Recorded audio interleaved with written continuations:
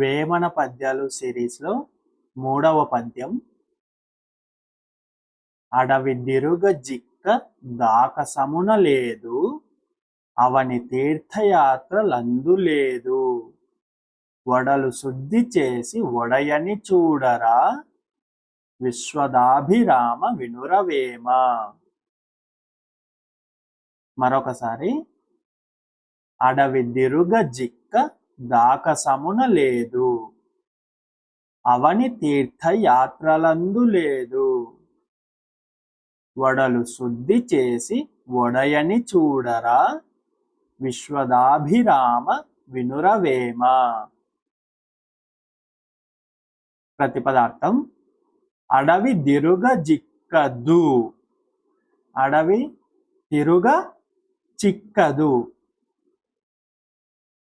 అడవిలో తిరిగితే చిక్కదు అంటే దొరకదు. ఆకాశమున లేదు, ఆకాశంలో కూడా లేదు. అవని అంటే భూమి. తీర్థయాత్రల అందు లేదు, తీర్థయాత్రల అందు లేదు.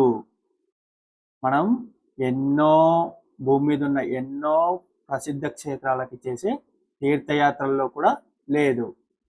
వడలు శుద్ధి చేసి, వడలు అంటే శరీరం, శరీరాన్ని అలాగే మన మనస్సును కూడా శుద్ధి చేసి ఒడయని చూడరా, ఆ శరీరంలోనే చూడు అని.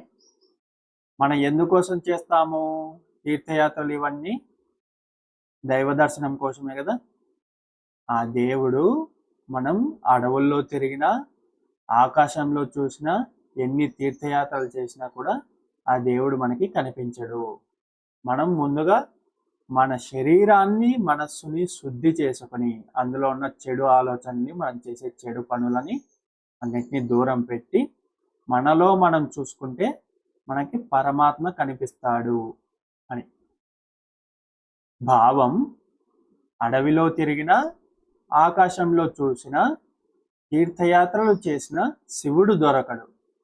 శరీరాన్ని, మనస్సును శుద్ధి చేసి అందులోనే పరమాత్మను చూడాలి.